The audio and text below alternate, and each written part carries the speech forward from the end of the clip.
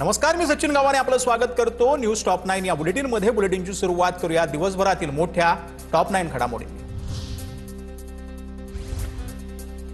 उद्धव ठाकरेंची राज ठाकरेंच्या शिवतीर्थ निवासस्थानी जात भेट। राज ठाकरेंच्या आई मधुवंती ठाकरे यांना वाढदिवसाच्या शुभेच्छा देण्यासाठी उद्धव ठाकरे शिवतीर्थावर।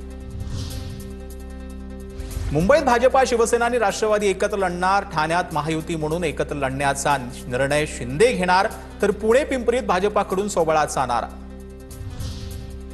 ठाण्यात महायुती म्हणून एकत्र लढू शकतो का याची शिंदे चाचपणी करणार, तर पुणे पिंपरीत भाजपाकडून सोबळाचा नारा। राष्ट्रवादी आणि शिंदेंची शिवसेना ही स्वतंत्र लढण्याची शक्यता।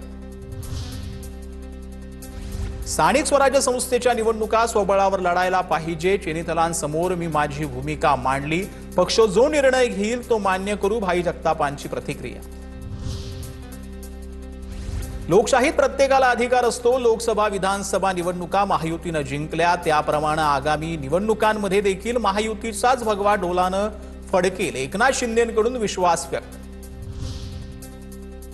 सरकारच्या वर्षपूर्तीनंतर महायुतीच्या सर्व मंत्र्यांच्या कामाचं ऑडिट होणार। तुर्तास गुजरात प्रमाणे मंत्रिमंडळ बदलाचा निर्णय नाही, सूत्रांची माहिती। महायुतीच्या 54 आमदारांना 5 कोटींचा निधी। विकास कामांसाठी प्रत्येकी 5 कोटी प्रमाणे 270 कोटींचा निधी मंजूर। यामध्ये 37 भाजपचे, राष्ट्रवादीचे 10, शिवसेनेचे 5 तर इतर 2 आमदारांचा समावेश। आमदारांना दिलेला 5 कोटी हा विकास निधी नसून लाच आहे, यातून कमिशनबाजी होईल। पाठिंबा देणाऱ्यांनाच निधी देणं सुरू, संजय राऊतांचा आरोप।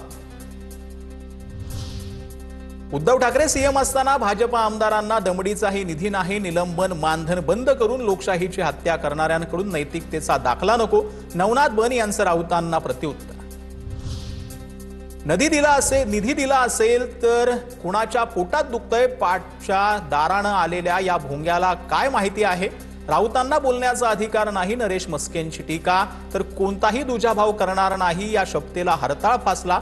निधी वाटपावरून सतेज पाटलांचीही सरकारवर टीका।